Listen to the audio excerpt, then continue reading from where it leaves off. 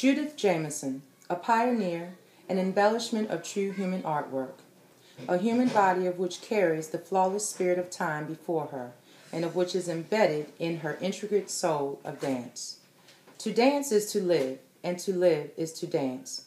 And both these crossing paths to meet in the middle, you have joined together a solid empire of beauty and of art. She is the dance, Miss Judith Jamison.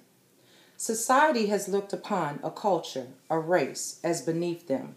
Society has placed upon the Afro-American that to succeed is outlandish, to achieve is unthinkable.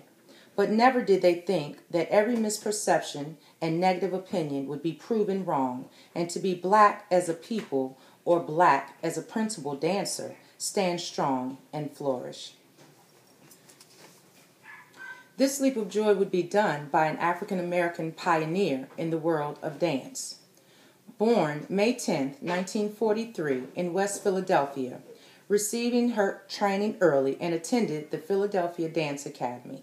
After performing with the American Ballet Theater in 1964, a year would pass and she would move to New York City to join the Alvin Ailey Dance Theater from 1965 to 1980. She would be a very prominent and distinguished dancer. She would become a principal dancer. She danced struggle, she danced about change, she danced about that good old religion.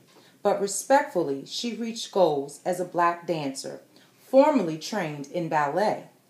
That was unheard of growing up in the 40s, 50s, and 60s. Blacks cannot dance ballet. Long-limbed and beautiful, our time had come.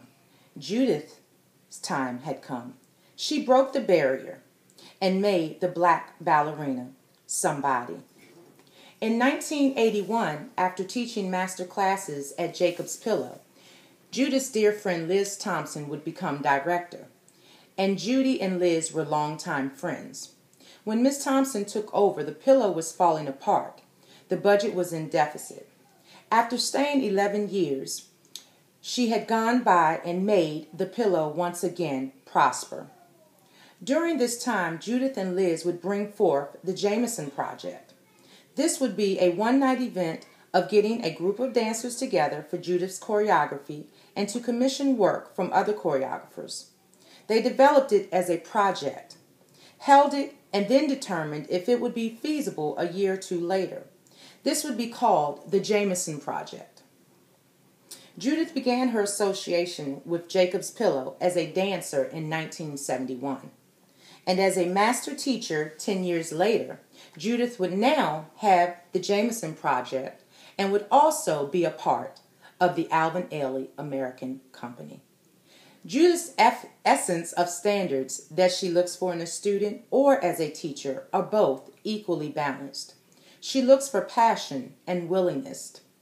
She looks at how they stretch themselves and how they apply themselves and how sponge-like they want to be learners of a true art. She looks for that light, that spark. If you're going to study with Judy, then you'd better come ready with your head on straight and your heart ready and open and a body that's ready to work. Judith believed that she was chosen and that her life had been justified. The Ailey Company would take her to the top. She performed in many pieces in which she would make strong statements.